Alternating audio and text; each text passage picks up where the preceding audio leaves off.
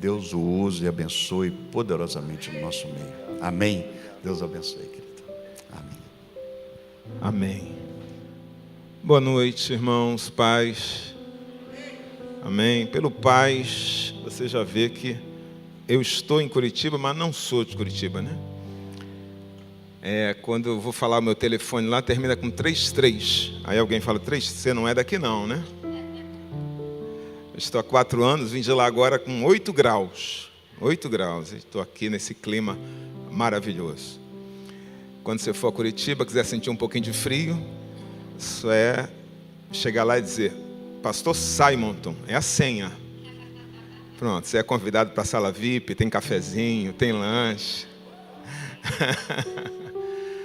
Eu estava pensando ali, eu falei, amor, eu sou ovelha, né? Hoje o meu pastor é pastor Silas Malafaia, né? É o homem que eu presto continência, é o Big Boss, 01. Aí eu falei, eu estou aqui, rapaz, eu estou entre o Simonton e Mirna.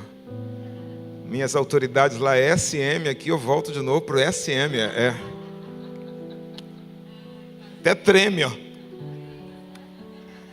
Simonton, você é um amigo, muito obrigado pelo carinho, pela honra de me convidar, me sinto de verdade muito honrado de estar aqui. Obrigado, pastora Mirna. A minha esposa e eu também, minha casa, tem um carinho, uma admiração muito grande por sua casa. Muito obrigado, muito obrigado. A honra. Bom te rever, Mário, igreja sofredora, o homem lá dos States. Me sinto internacional hoje, ter você aqui, sua esposa na plateia. Pastor Rogério também, muito educado. Muito obrigado pelo carinho.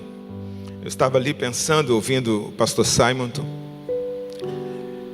que o sentido de estarmos aqui não é ouvirmos uma palestra e aprendermos conceitos legais e motivacionais. O sentido de estarmos aqui é o sobrenatural. É aquilo que nenhum pastor, nenhum homem, nenhum palestrante pode fazer, porque esse lugar é o lugar do sobrenatural. Você crê nisso? Amém? Eu não vou falar nada hoje aqui que você não saiba, você não precisa nem talvez anotar uma série de técnicas, de passos. O que eu vou falar é muito simples. Eu acho que isso é pregar. Pregar é o que está escrito aqui há mais de 2.000 anos, mas falar a partir da minha experiência, a partir da minha visão, aquilo que todos falam. E é através disso que o Espírito Santo age, que Deus fala conosco. Eu estava vendo um programa de TV, pastor Simon, só estava falando agora e me lembrei. E a TV estava falando do fracasso do circo nos Estados Unidos. De um circo centenário. Depois que tiraram os leões, depois que tiraram os elefantes, deu uma queda no público. E hoje a nova geração não consegue assistir os espetáculos. Quem é pai de adolescente aqui, mãe de adolescente? Ó, tem uma galera. Eles conseguem ver TV sem ficar conferindo o celular, não, né? Não, eles estão sempre ali estudando com o celular, fazendo 2 coisas, pelo menos. E eles vão para o circo assim. Aí eu fico imaginando o pai dizendo, olha lá filho, que legal. O cara está jogando 7 bolas. Aí ele pega aqui, olha esse vídeo no YouTube aqui, ó, 15 facas. Aí o cara, olha meu filho, que legal no circo. Aí, sempre tem um vídeo mais legal no YouTube, essa que é a verdade. Sempre tem algo mais interessante ali. E o público não tem interesse. Aí eu fiquei pensando nisso. Irmão, fui tomado de uma preocupação.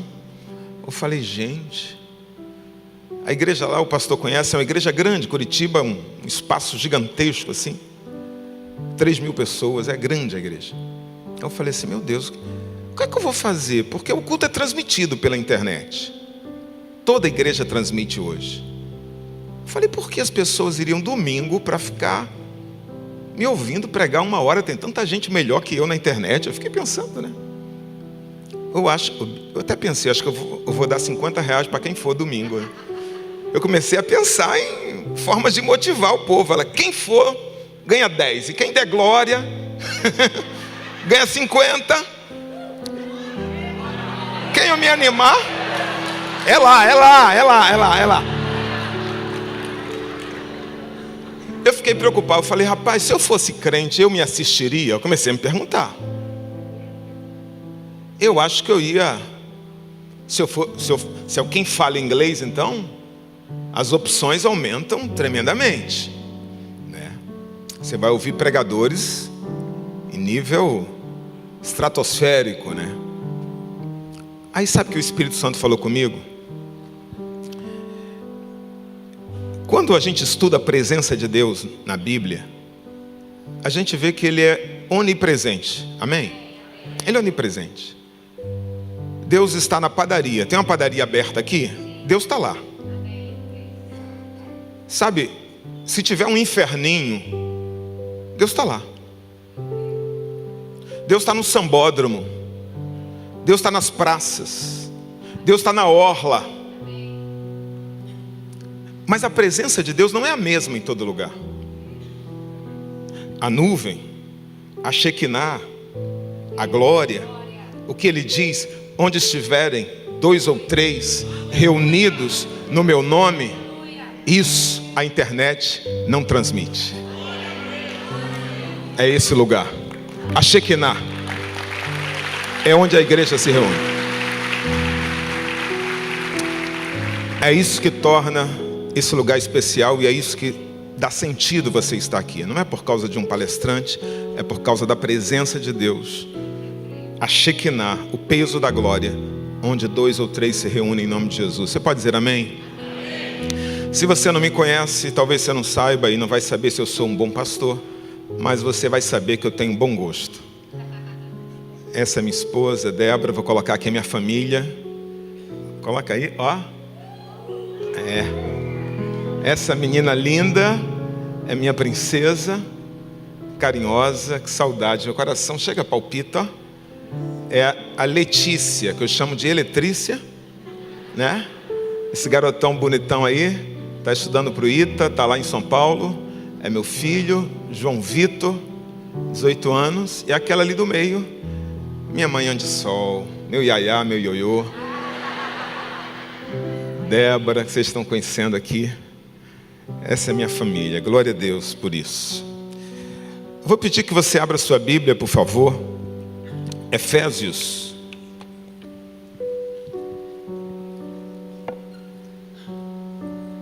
Capítulo 5 de Efésios. Nós vamos ler 2 versículos. E eu vou pedir para você deixar sua Bíblia aberta em Efésios 5.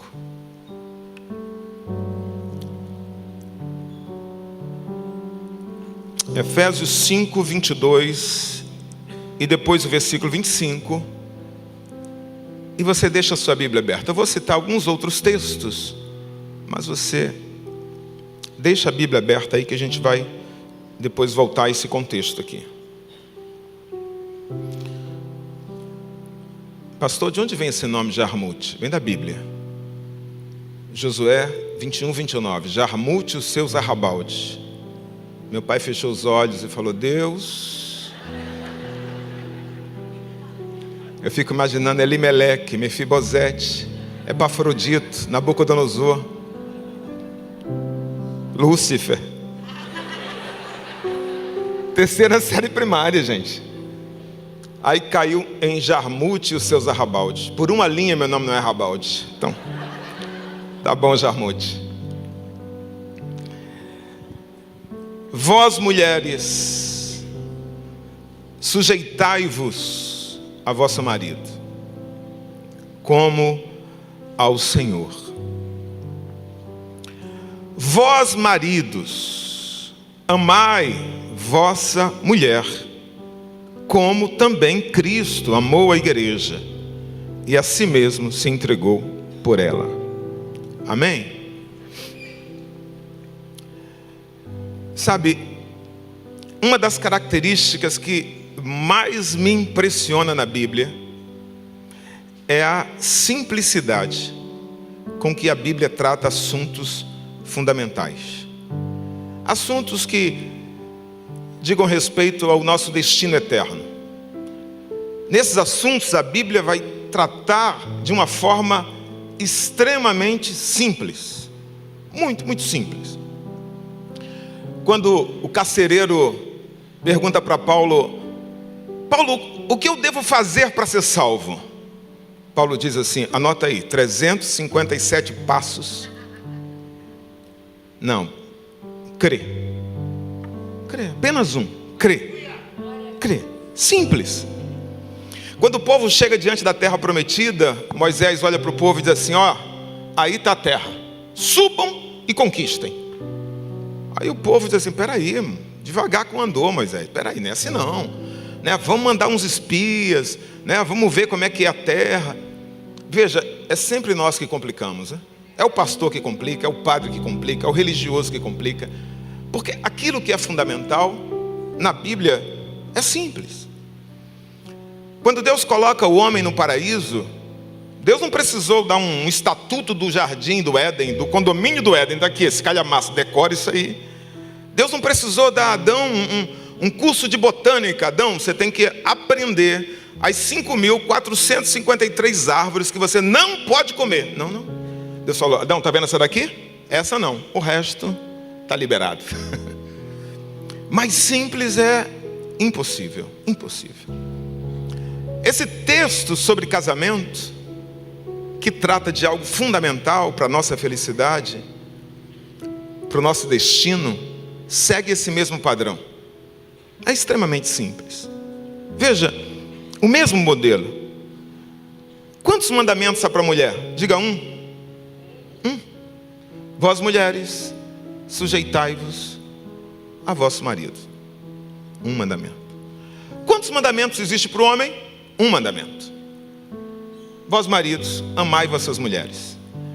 Eu acredito, pastor Simon, é que para que não haja desculpa, para que ninguém chegue assim diante de Deus e fale, Deus, era muito difícil, não deu para decorar, sabe, era muita regra, era muita lei, eu não entendia. Não, Deus, para não ter essa desculpa, é simples. É um mandamento. Um mandamento. Pastor, mas tem um livro lá em casa que tem trocentas regras, trocentas coisas que o homem tem que fazer, que a esposa tem que fazer. Eu sei, irmão. A gente escreve livro, a gente tem que enfeitar o pavão para vender o livro, né? Dá um monte de coisa, um monte de passo. Mas escute, biblicamente, você, marido, se você amar sua mulher, você está ok. Se você, minha irmã, biblicamente, se você se sujeitar ao seu marido, você cumpriu sua parte. A questão é que nem tudo que é simples é fácil. Aliás, ser simples e ser fácil são coisas muito diferentes. Toda mulher crente sabe disso. Você não precisa que um pregador diga aqui qual é o seu compromisso bíblico. Você sabe que é submeter-se ao marido. Todo homem crente sabe disso. Qual é o mandamento? O que é que a Bíblia exige dele? Amar sua esposa. Não tem ninguém aqui inocente. Não tem ninguém que diga assim, pastor, eu não sabia disso. Dificilmente. Mas escute, definitivamente, embora simples, isso não é fácil para ninguém. Os dois mandamentos aqui, tanto o mandamento para o homem, como o mandamento para a mulher, eles são tão simples quanto difíceis. E por que, pastor, eles são difíceis? A resposta também é simples. Por causa do pecado. Diga, por causa do pecado. Quando Deus cria o homem e a mulher, o texto que fala do pensamento de Deus, do projeto de Deus, fala que Deus decide criá-los à sua imagem e sua semelhança. É Deus conversando consigo mesmo. Gênesis 1:26. Façamos o homem à nossa imagem. A nossa imagem é a nossa semelhança. Homem e mulher, Deus os fez. O simples fato de Deus falar, porque Deus não fez isso com ninguém. Deus não disse assim, façamos a luz, façamos as árvores. Não, ele simplesmente disse: haja luz. Então, quando ele está falando do homem, ele está falando de algo diferente de tudo que ele criou até aquele momento. Ele está falando de algo especial, de algo que merece ser projetado, pensado, comentado.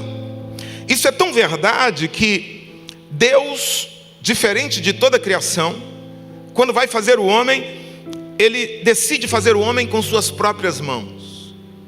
Ele poderia declarar: haja homem, nasça o homem, surja o homem, e depois faria a mulher. Eu fui perguntar uma vez no seminário, por que Deus criou o homem antes? Aí ninguém sabia, aí eu respondi, eu falei: porque se ele cria a mulher antes, ele ia ficar: não gostei, não, muda assim não está legal. Deus nunca ia deixar ela satisfeita. Aí uma aluna falou: não, pastor, não, professor, não era pastor. Deus fez o homem antes, porque antes de uma arte, primeiro se faz um rascunho. Eu falei: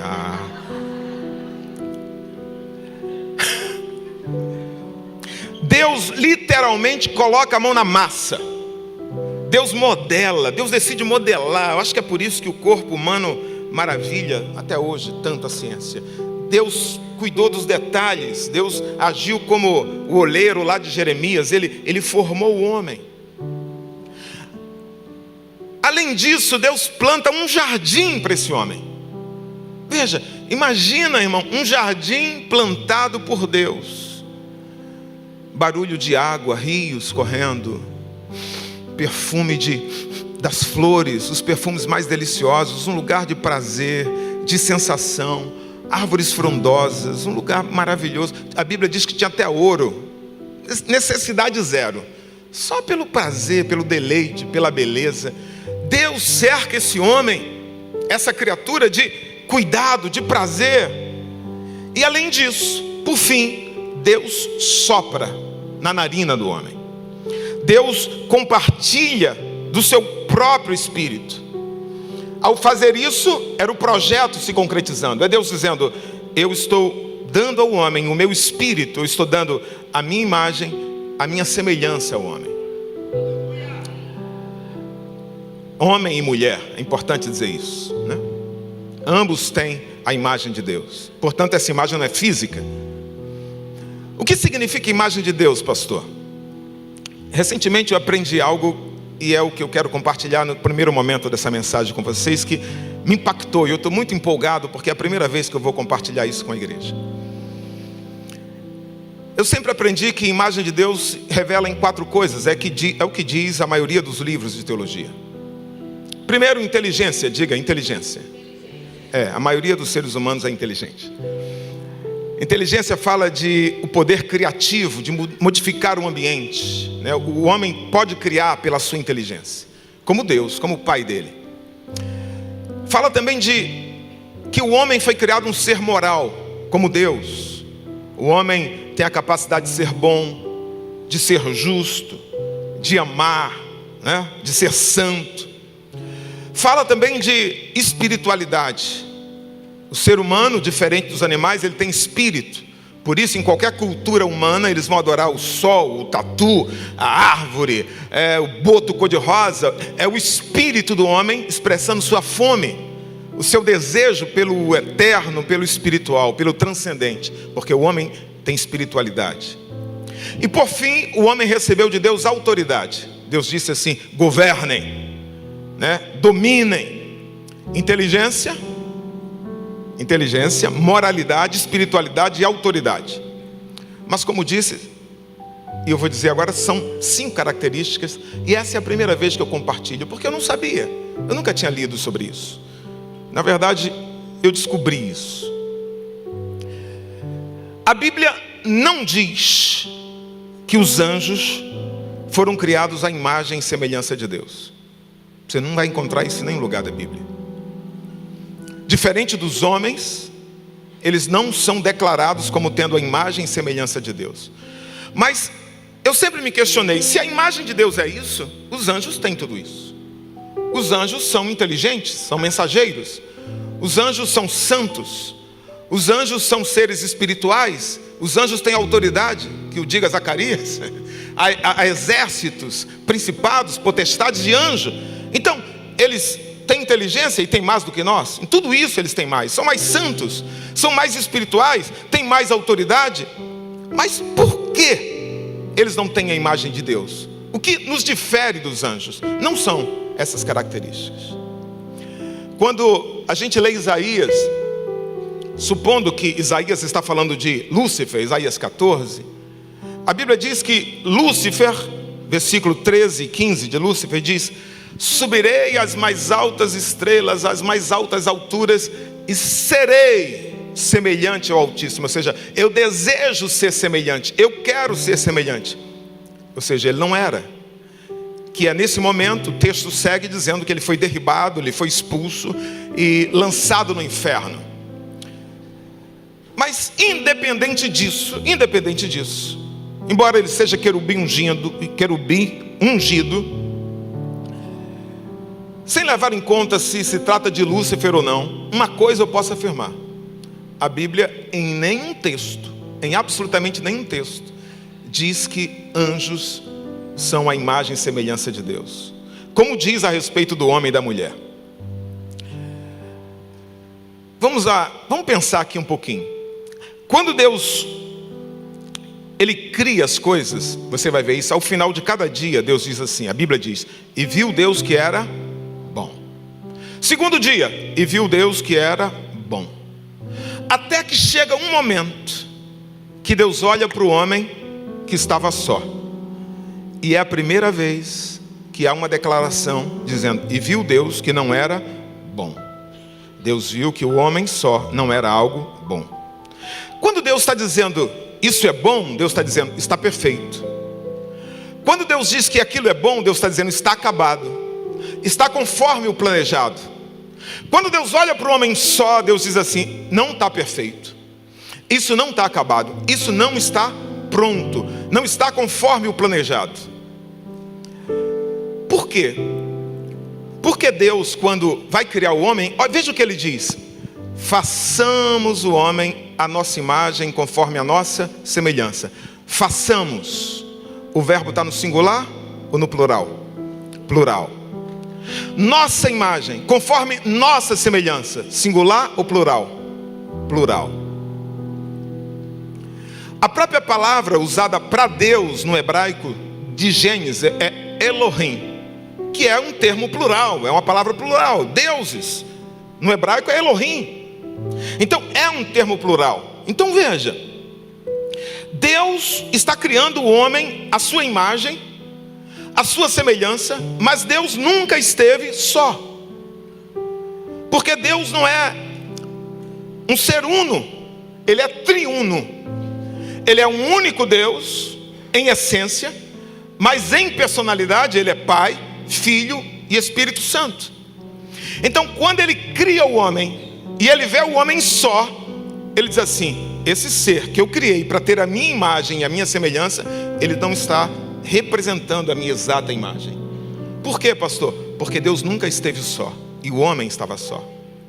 Qual a solução que Deus encontra? Deus diz assim: far-lhe-ei uma adjutora para estar diante dele. Vou fazer uma esposa para ele, uma que seja semelhante a ele. Agora, interessante que depois de criar a mulher, Deus novamente diz algo inédito. Tudo que Deus tinha dito é: isso é bom, e viu Deus que era bom, e viu Deus que era bom. Quando ele vê o homem sozinho, não é bom. Agora quando ele cria a mulher, é a primeira vez que a Bíblia diz: e viu Deus que era muito bom. Deus está dizendo: agora esse casal que eu criei de forma especial, coloquei no lugar especial, dei do meu espírito, agora eles estão não apenas perfeitos, eles estão mais excelentes que toda a criação. Diga, o casal. Agora, o ouro, a coisa mais interessante disso aqui, é o que é declarado quando Deus une o homem e a mulher. Isso aqui foi o que me impactou. Eu fiquei uns 2 dias pensando nisso sem parar. Quando a mulher é trazida para Adão, Adão diz assim: essa sim, essa é osso dos meus ossos, e carne da minha carne. Em seguida, eu acho que ele estava sob efeito de anestesia ainda, porque eu não sei de onde ele tirou essa ideia, porque isso é muito profundo o que ele falou. Ele devia estar saindo ainda da anestesia, né? Porque agora, interessante é o que Deus ratifica em seguida. Deus diz assim: eles se tornarão uma só carne. Diga, uma só carne. Essa é a quinta característica da imagem e semelhança de Deus no homem. O homem e a mulher, embora sejam pessoas distintas, podem se tornar, pelo casamento, um só. Um arranjo espiritual incompreensível, mas exatamente como a Trindade. São seres distintos, diferentes, sim ou não, meu amor? Mas quando casados se tornam uma só pessoa, escute, os anjos não podem formar unidade coletiva. Essa é a característica que o ser humano tem, que o difere não apenas dos animais, mas difere dos próprios anjos. Quando Jesus no Novo Testamento vai falar da vida eterna, ele diz assim: no céu nós seremos semelhante aos anjos. Qual a característica que ele usa? Ele diz aqui: os anjos não se casam, nem se dão em casamento. Ele está dizendo isso. Os anjos não podem formar unidade espiritual. Os anjos não podem formar unidade coletiva. Os anjos são santos, os anjos servem a Deus, mas cada um é cada um. O ser humano foi criado à imagem de Deus porque ele tem essa capacidade de unir e se tornar um só. Por isso que quando Jesus ora pela igreja, ele diz assim: Pai, que eles sejam um entre eles, que eles sejam um conosco. Ou seja, a igreja tem o poder de ligar. Os anjos, num exército de 1 milhão, serão 1 milhão de indivíduos. Eles não formam unidade. Então, veja, no céu nós seremos semelhantes aos anjos. Aí alguém diz assim: pastor, então nós vamos perder a nossa imagem, porque se os anjos não têm, então nós vamos perder. Não, nós não vamos perder. Sabe por quê? Porque a Bíblia começa com um casamento, mas a Bíblia também termina com um casamento. No céu nós não vamos casar entre nós, mas haverá um casamento da igreja com seu noivo. Nós seremos um com Deus. É essa capacidade de unir, de estar junto, que nos torna semelhantes a Deus. Quando a gente entende isso, a gente também entende duas outras coisas. O que, pastor?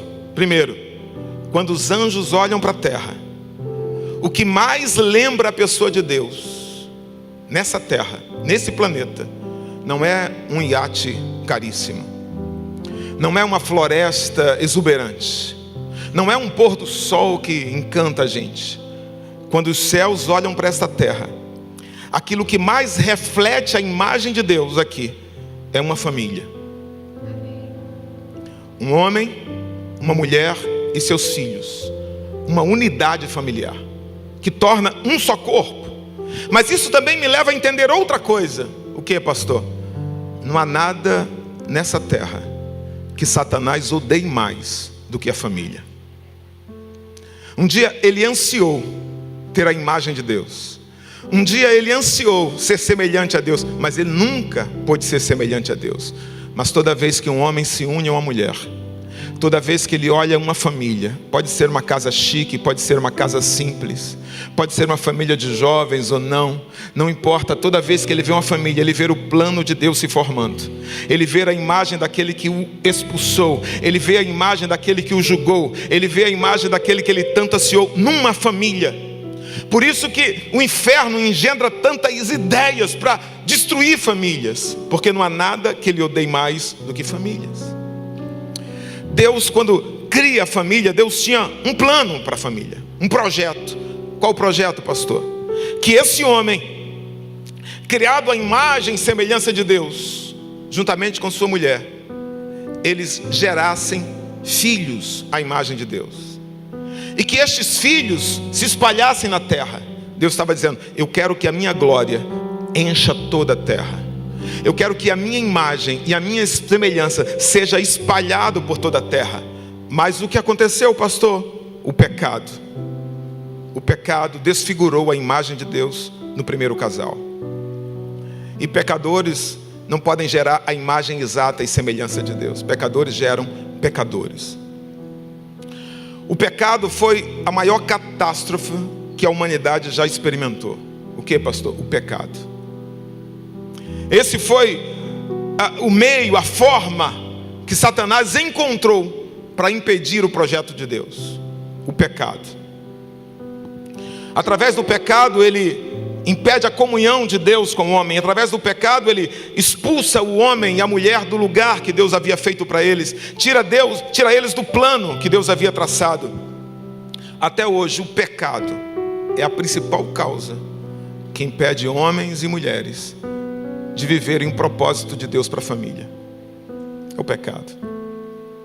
Gabinete, às vezes eu atendo pessoas, e pastores têm essa experiência. Pessoas cultas, pessoas inteligentes, mas elas são incapazes de ver que estão se separando por causa do egoísmo, por causa de um coração endurecido, incapazes de ver que não cedem, porque ferem. O pecado torna a visão curta, míope. A pessoa não é capaz de ver a si mesmo. Quando o homem peca, a primeira coisa que aconteceu, o que, pastor? Culpa. Sentimento de culpa. Quando Deus vem ao Éden se encontrar com o homem, aquilo que fazia rotineiramente, toda tarde, de repente esse homem foge de Deus. Esse homem está com medo, ele se esconde. Por quê, pastor? O sentimento de culpa, a expectação de juízo, como diz Paulo. O que é isso? Pecado. O pecado trouxe a vergonha. O homem, ao comer do fruto, percebeu que estava nu. Agora, eu fiquei pensando, interessante, é um fruto que eles viram, pegaram, comeram. Ora, quando eles têm consciência do pecado, o que é que eles deveriam fazer? Cobrir os olhos, cobrir a mão, cobrir a boca. Por que eles cobrem as partes íntimas? Uma indicação de que o pecado atingiu principalmente o projeto da família. O pecado atingiu o lugar em que o meio que Deus iria construir através da família, um mundo onde a sua imagem estaria espalhada. Por isso que atingiu ali, os órgãos íntimos. É uma indicação. O pecado trouxe egoísmo. Egoísmo. Separou o casal. Adão, foi a mulher que tu me deste. Ah, que coisa. O cara que antes tinha dito, essa daí é osso dos meus ossos, carne da minha carne. Agora ele está dizendo, ó, não é culpa minha não, hein? A culpa é dela e do Senhor que me deu ela como esposa. Eu não tenho culpa não. Veja, a liderança, o líder da família perdeu o senso de responsabilidade. Todo mal que atinge a família vem do pecado. E todo pecado vem do sentimento egoísta.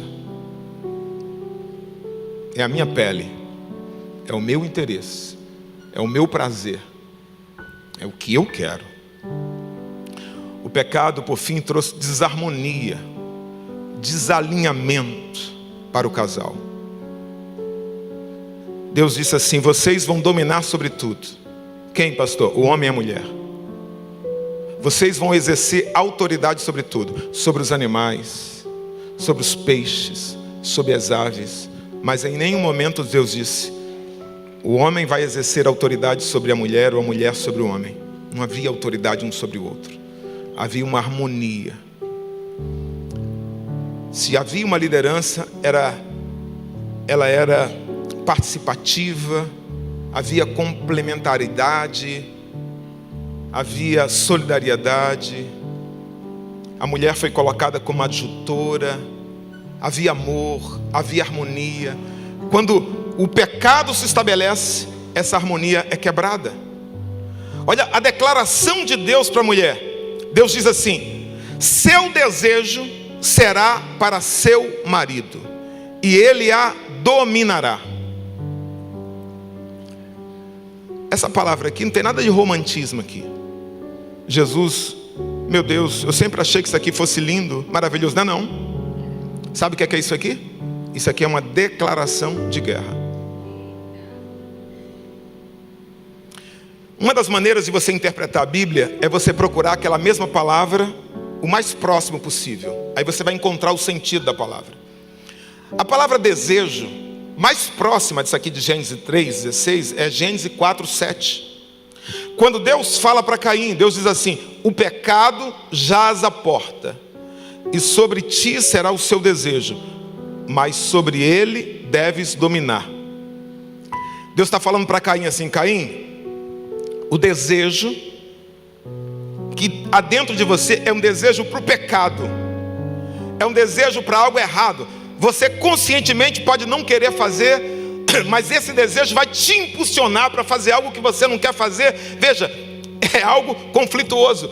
No ser humano caído, o desejo seria conflituoso.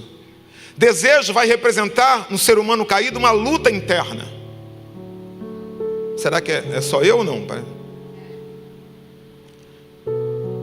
O desejo é a seguinte pergunta: quem controla quem? Até Paulo tinha dificuldade com isso. Eu quero fazer o bem, não consigo. O mal que eu não quero, eu acabo fazendo. Porque o desejo passou a ser algo destrutivo, pecaminoso. Por isso que Deus disse para Caim: você tem que controlá-lo, você tem que dominá-lo. Como é com cada um de nós. Por isso, o desejo de Eva seria algo também destrutivo. Não seria algo pacífico, seria algo... Isso aqui é uma declaração de guerra. Por quê, pastor? Porque a mulher caída, ela não vai aceitar mais a autoridade do homem. Na carne, ela não vai conseguir se submeter, se sujeitar. Na carne, ora ela vai desejar o marido, ora ela vai tentar controlá-lo. Isso era com Eva, isso acontece lá em Curitiba. Que não. Haverá uma guerra entre o sentimento de amor e o desejo de controle dentro da mulher. Da mesma forma o homem caído não vai conseguir amar essa mulher sacrificialmente. A sua liderança agora será de domínio. Ele te dominará. Não será mais de complementaridade. Ele vai tentar subjugá-la sem amor. Ele vai tentar dominá-la pela força. Esse é o retrato da família após a queda. Aí vem Paulo em Efésios, o texto que nós lemos. Vós mulheres, sujeitai-vos a vossos maridos, e vós maridos, amai vossas mulheres. Por isso que quando a gente diz uma coisa dessa para alguém que não tem muita intimidade com o texto bíblico, ou alguém que não foi ainda trabalhado o suficiente pelo Espírito, a pessoa vai dizer: como assim, Paulo? Que história é essa, pastor? Tem que reeditar essa Bíblia, tem que reescrever isso. Nós estamos no século 21. Isso é machismo, pastor. Eu não consigo aceitar isso. Isso é coisa do passado. Precisamos construir urgentemente uma igreja inclusiva para feministas. Pastor, que negócio é esse de amar a sua mulher? Você não é homem não? Sabe que não rola, não dá. Isso é impossível. Homem que é homem tem que dar uma fugida de vez em quando, pastor. Ninguém aguenta. Precisamos de uma igreja inclusiva para homens que pulam a cerca. Não vamos conseguir fazer isso. Ninguém conscientemente, por força de vontade, não tem como amar uma só mulher, justo aquela que implica e aquela que reclama. Sabe, amar uma mulher, uma só mulher. Pastor, você está no altar, o senhor é um pastor. Pode crer. O que eu estou falando é verdade, irmãs. Às vezes eu atendi um cara, eu falei: rapaz, você tem 3. Você aceitou Jesus, você tem que mudar de vida. Ele: eu quero, pastor. Então você vai deixar 2 e vai ficar com o que você ama. Ele falou: ama as 3.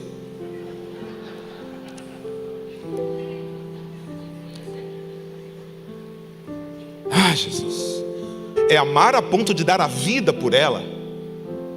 Não é para conquistar não, é a esposa, está conquistada, está casado. O homem simplesmente carnal, ele vai achar se submeter a um homem imperfeito, que na maioria das vezes é menos capaz do que ela. É muito difícil se calar. É muito difícil baixar a cabeça. É muito difícil aceitar ordens. Na maioria das vezes vai soar difícil para o crente mais forte que tem aqui. É difícil para qualquer um. Esse é um princípio da vida. Assim como a Bíblia é simples naquilo que é fundamental, ela vai exigir a única coisa fundamental, aquilo que é mais importante. E se algo é importante, não vai ser fácil. O dinheiro que tem valor é raridade. Até o céu é tomado à força. Uma porta é estreita, uma porta é larga. Qual é de Deus? A estreita. Um caminho é fácil, um caminho é difícil. Qual de Deus? O difícil. Não tem que ralar. Tem um hino antigo, um hino, louvor, que diz: laranja na beira da estrada, ou tá bichado, ou tem maribondo por perto. Porque a família é algo importante. Ninguém pôde cumprir fielmente a lei de Deus. O próprio Paulo escreve em Romanos: porque todos pecaram e destituídos estão da glória de Deus. Todos, ou seja, todos falharam. O pecado tirou do homem a capacidade moral de responder positivamente aos mandamentos de Deus. Deus diz: faça isso, só isso. O pecado fez isso. O homem não consegue fazer o bem para o qual ele foi criado. O pecado fez o homem amar o que Deus odeia. Fez ele transformar em certo o que Deus condena. Fez ele ter orgulho e fazer marcha de orgulho dado por Deus no homem. Foi distorcido daquilo que originalmente foi planejado. Pastor, o que fazer, pastor? Você veio lá de Curitiba para dizer que a gente está roubado, lascado, que a gente... Tem solução? Claro que tem. E a solução vem do próprio Deus. E é isso que eu quero falar com você. É isso que eu quero compartilhar com você. E é simples, do mesmo jeito. Escute, a Bíblia, ela não foi dividida em capítulos e versículos. Então o texto é inspirado, mas as divisões não são. A maioria das Bíblias, essa parte vai começar no versículo 22. Só que a ideia não começa no versículo 22. A ideia começa no versículo 18. E é para lá que eu quero que você vá. Efésios 5, 18. É aqui que começa o entendimento dessa passagem. Paulo diz assim: e não vos embriagueis com vinho, em que há contenda. Família, diga: se encher do Espírito. É isso, pastor? É isso que eu vim falar para vocês nessa noite. A pessoa mais importante para consertar o seu casamento, para conduzir o seu casamento, Espírito Santo. Ele é a resposta. Ele é a pessoa mais importante. Ele é a pessoa mais importante se chama Espírito Santo. Diga: Espírito Santo. Quando o Espírito Santo entra no lar, olha o que acontece. Coloca o versículo 19, por favor. Olha o que diz: falando entre vós em salmos, hinos. Quando o Espírito Santo entra no lar, ele traz o que, pastor? Alegria. Diga: alegria. E quando você está alegre, irmão, você não briga. Quando você está alegre, você fica até mais bonito. Aformosei o rosto, diz a Bíblia. Quando você está alegre, você fica grato. Uma pessoa rola porque está alegre. Aí você fica mais alegre ainda. Agora triste, irmão, fica difícil. Cara feia, pessoa emburrada, aí nada acontece. Mas quando você está feliz, você vai ficar mais feliz, porque flui. Por isso que eu, quando eu vejo o pastor Simon, uma irmã casada, emburrada na igreja, eu já olho para o cara e falo: inadimplente, inadimplente.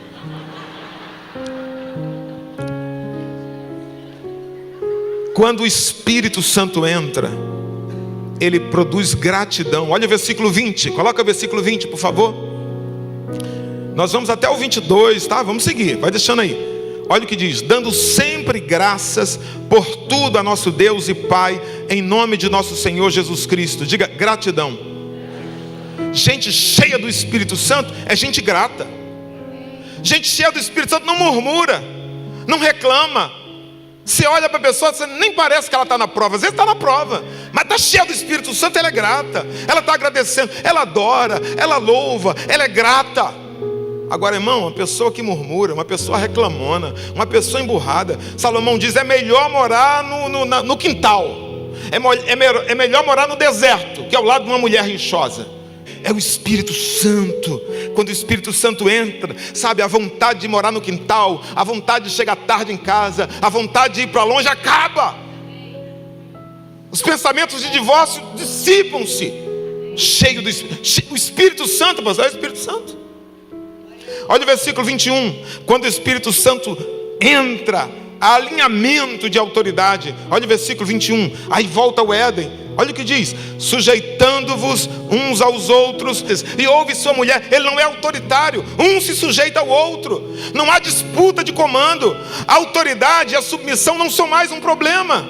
Que é isso, pastor? Quando o Espírito Santo entra, a admiração mútua. A mulher volta a admirar o marido. Ah, olha, o meu marido é isso, meu marido é aquilo. O homem volta a admirar o que a mulher faz, o que ela produz, o valor. Gera o Espírito Santo. A autoridade torna-se servil, a submissão torna-se amorosa. Veja, tudo isso aqui tem a ver com o que, pastor? Versículo 18. Não vos embriagueis com vinho, em que há contenda, mas enchei-vos do Espírito Santo. Essa é a chave que nos permite voltar. Só vai conseguir viver o versículo 22, se submeter ao marido como ao Senhor, cheia do Espírito. O homem só vai conseguir viver, não consegue. Veja Gálatas, o que é obra da carne. Pode ver, parece a chamada do inferno. Porfia, dissensão, briga, fruto da carne. É o que a gente consegue fazer na força, irmão.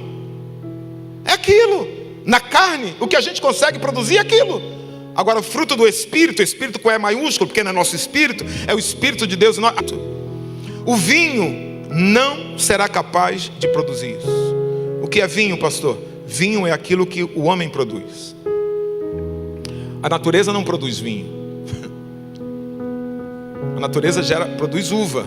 Quem produz o vinho é a técnica do homem, é a capacidade do homem. O vinho é uma produção humana. Então, aquilo que o homem produz, escute, pode alegrar. Aquilo que o homem produz pode fazer com que não resolve o seu problema, não resolve o seu casamento, e o final disso vai ser contenda.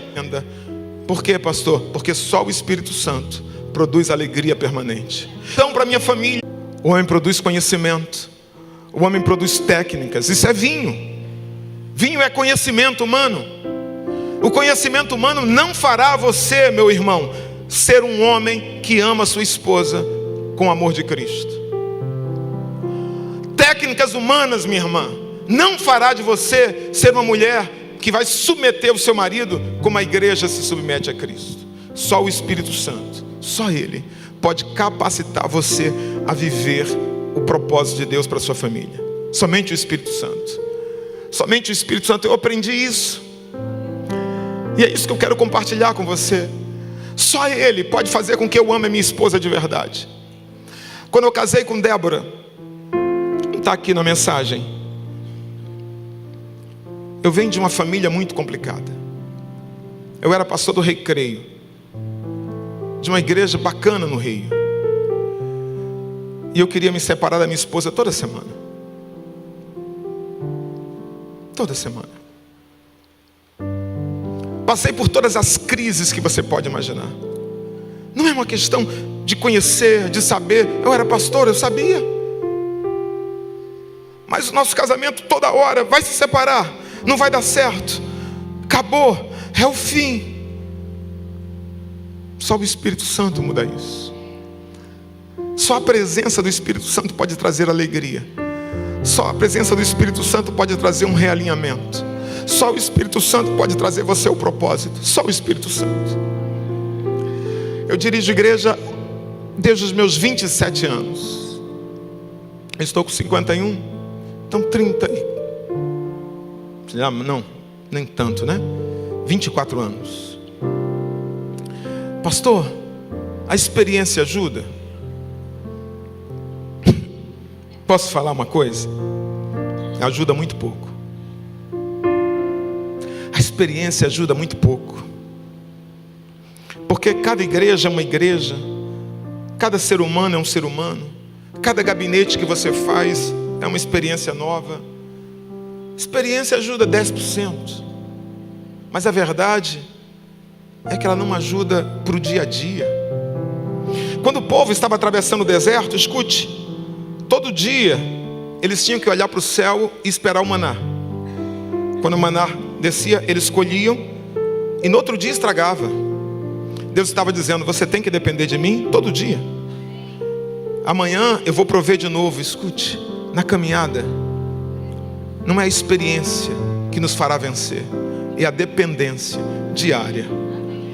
É olhar para o céu e dizer, Deus, eu preciso do teu Espírito, eu preciso da tua provisão, eu preciso da tua ajuda.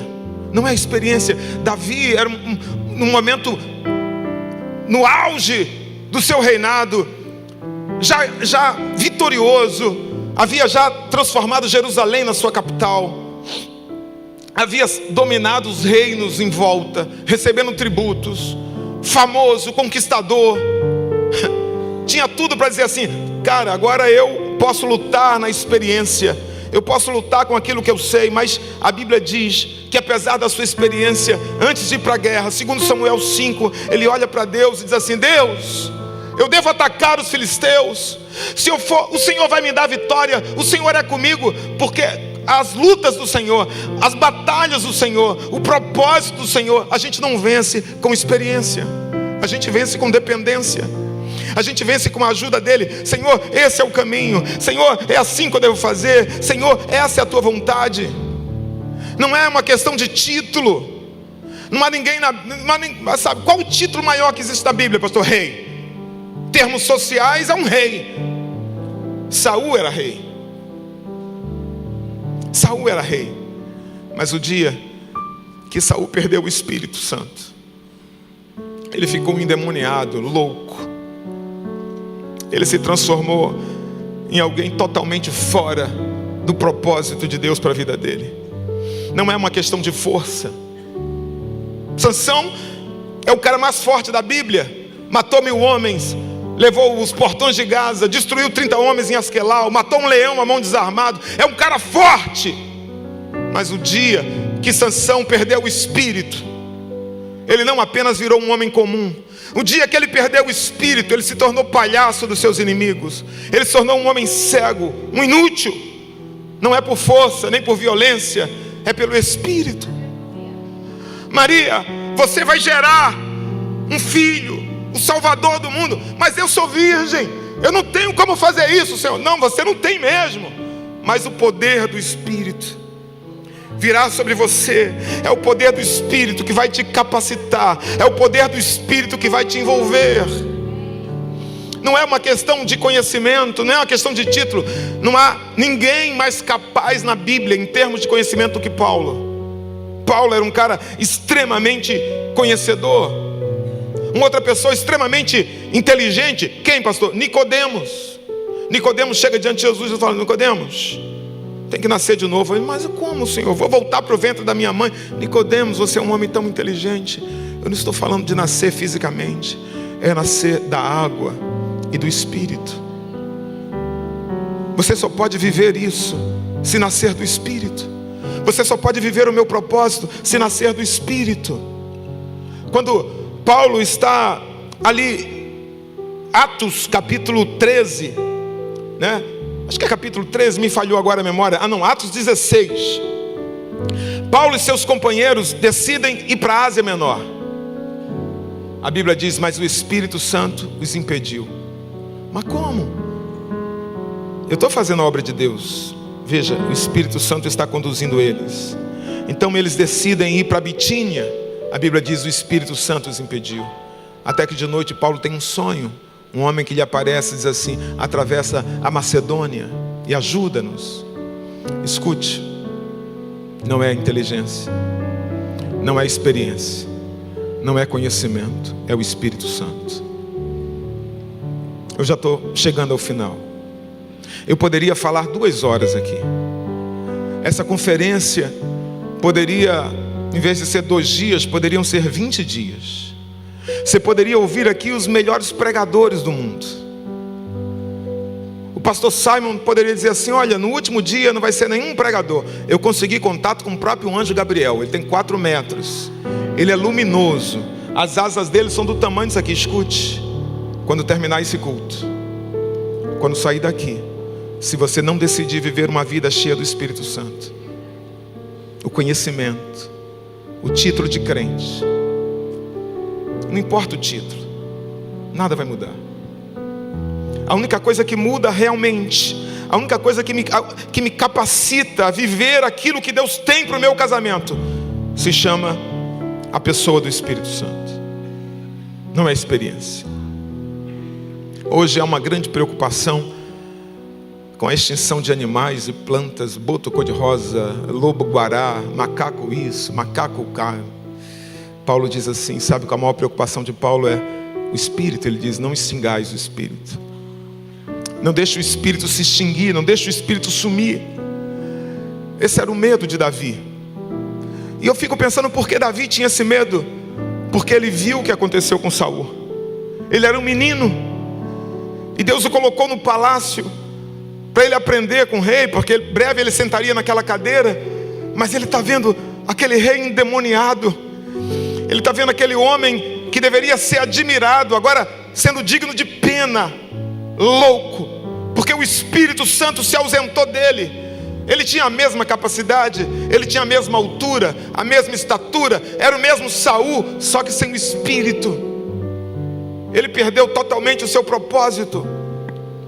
Quando Davi peca, Salmo 51, ele vai fazer a sua oração.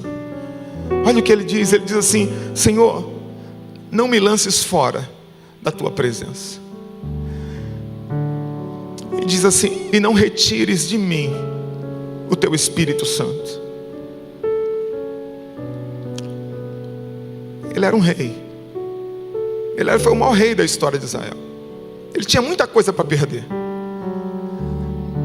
Mas ele estava dizendo assim: Senhor, eu tenho fama, eu tenho riqueza, eu tenho um nome, eu tenho um trono, eu tenho um harém. Pode tirar o harém, pode tirar a fama,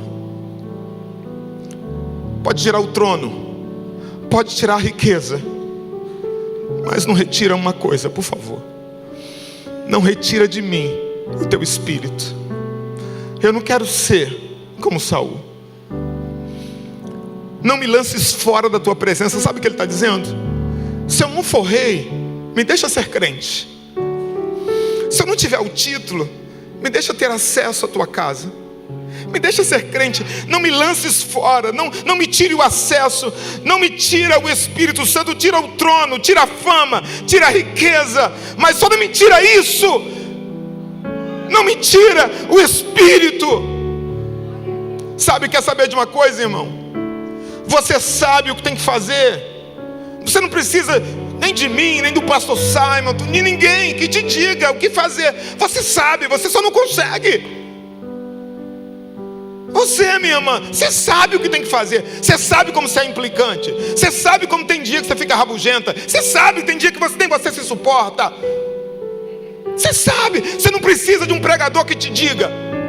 A questão é que você não consegue mudar. A questão é que você não consegue só se o Espírito Santo te ajudar. Você não precisa de novas técnicas. Você não precisa de 10 passos para ser uma esposa melhor.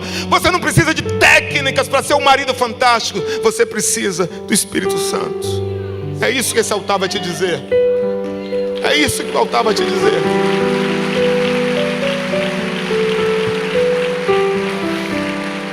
Pastor, meu maior problema é um carro novo. Nós precisamos de um carro novo. O meu maior problema, pastor, é trocar os móveis da minha casa. Ah, pastor, meu maior problema é ampliar a casa. O meu maior problema é mudar de bairro. O meu maior problema é trocar o guarda-roupa. Escute, Você pode morar numa casa 10 vezes maior, ter um carro 10 vezes mais caro, trocar o seu guarda-roupa a cada 6 meses, viajar para qualquer lugar do mundo. Os problemas, as dificuldades, as lutas, esses pecados, esses desejos conflituosos, esse desejo de separar, ele pode sumir por um tempo, mas ele vai voltar. Só o Espírito Santo pode transformar o seu casamento num pedaço do céu na terra.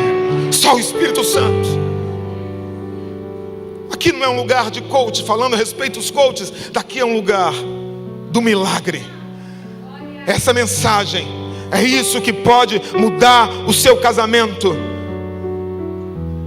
Ah, pastor, mas quais são? O que é que eu tenho que fazer? Ame sua esposa, meu irmão, isso aí. Mas seu espírito você não vai conseguir. Minha irmã, se submeta a seu marido como ao Senhor. Mas sem o Espírito Santo você não vai conseguir. Todos sabemos o que precisamos fazer, mas não adianta você ir a 1000 congressos, não adianta você ler 1000 livros, não adianta você aplicar 10.000 técnicas, são vinhos.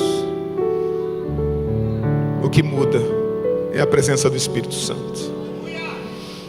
Sabe, a verdade é que só há uma maneira: não vos embriagueis com vinho, em que há contenda, mas enchei-vos. Enchei-vos, enchei-vos, enchei-vos do Espírito, enchei-vos do Espírito. A minha oração nessa noite, eu não vejo carro, eu não vejo chave, eu não vejo carta.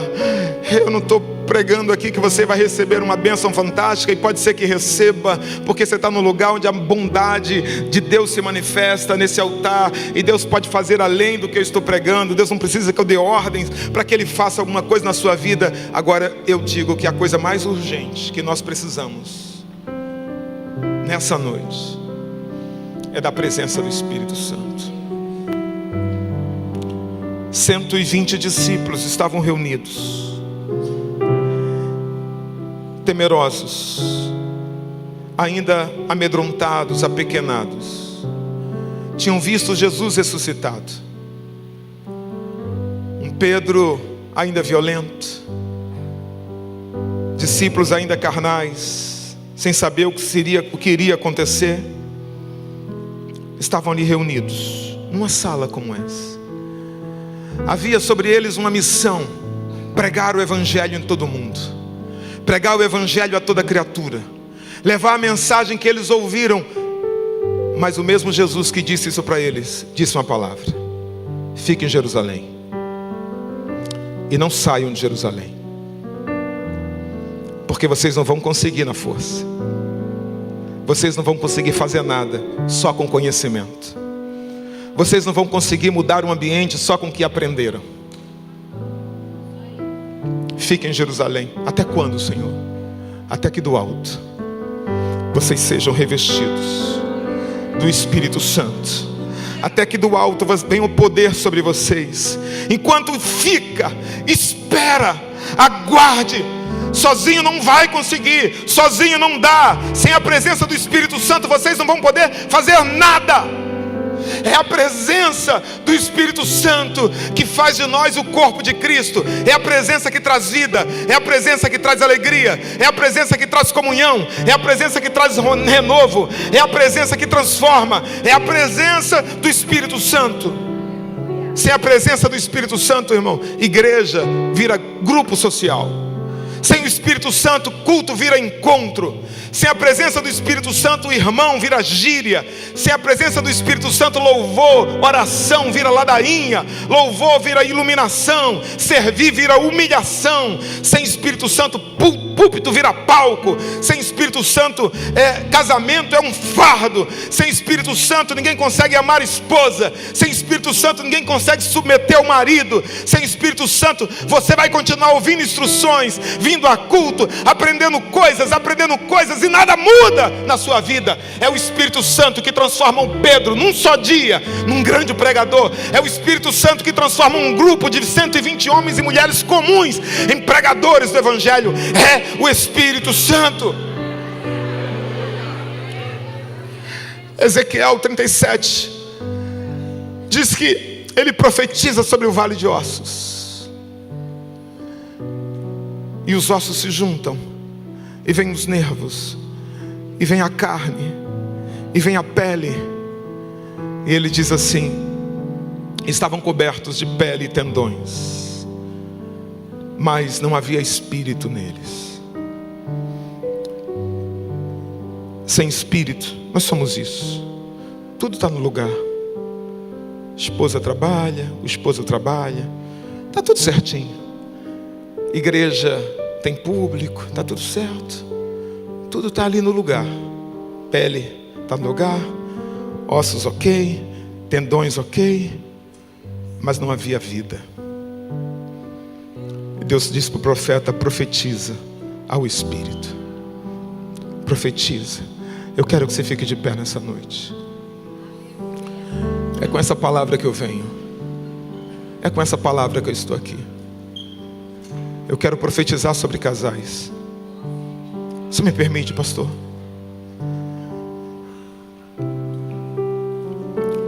Até aqui.